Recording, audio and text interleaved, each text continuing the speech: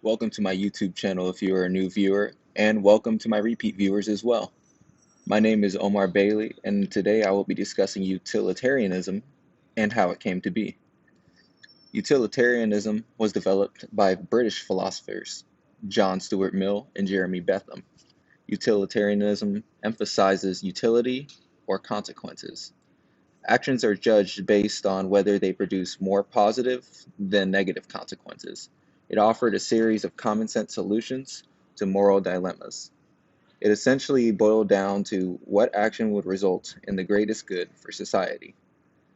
Sounds like something that is the right thing to do in pretty much most cases, right? Well, there's some flaws in this system, and the textbook mentions one of them with a prison guard example. Let's say there's a prison guard who was alleged in killing a high security inmate. He for sure, he for sure did not do it. But all of the prisoners engage in a riot and they will not stop until this prison guard admits he did it. What is the guard to do? Well, in this scenario based on utilitarianism, he is to give in to the demands and admit he did something wrong, even though he most certainly did not do those actions.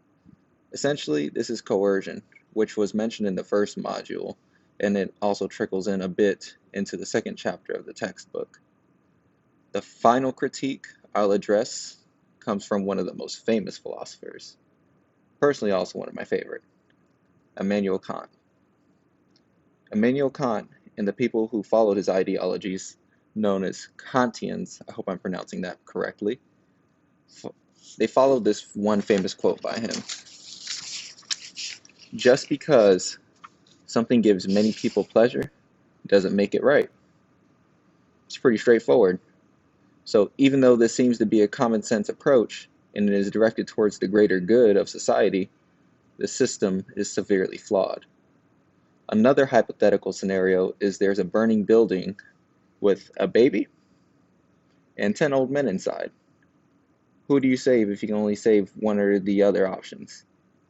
Do you save the one single baby or do you save the 10 old men? Who are you to decide which life or lives is more valuable in this situation? Again, utilitarianism is not a bona fide system. As for my real life example, I'm going to refer to an incident from my childhood that is similar in nature to these hypothetical scenarios. It differs from my previous examples because it shows how one of the flaws discussed earlier it's a favorable outcome given the circumstances. But I'm going to go ahead and give you just the one spoiler that it still doesn't bring justice, which is one of the flaws noted. So to get things started, I'm going to start off with my father was harsh and strict. I guess he got that way from his discipline in the military. He had a personality that displayed fear was more important than love. His preferred method of punishment was corporal punishment. So I was about 5 years old, and I remember my father calling down to each one of his kids to come to his bedroom. At the time, I didn't know why he was calling us downstairs, but I could tell by his tone it wasn't good. After everyone was done talking to him, each one of the kids went to their separate rooms and were instructed not to speak to each other.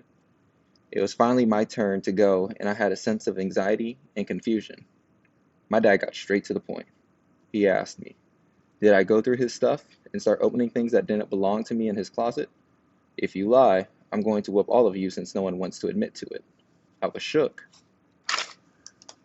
I didn't have the slightest idea what he was referring to. In my head, I had to decide. I could tell the truth and get whooped, or I could lie and save my siblings from the pain.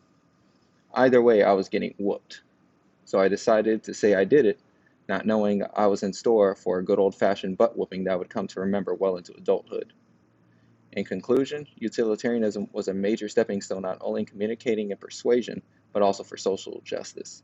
It was an early foundation on how to decide what would be an ethical solution to dilemmas, and you would have to weigh your options, and that would essentially persuade you to a final decision. Thank you for listening, and I hope you enjoyed the video.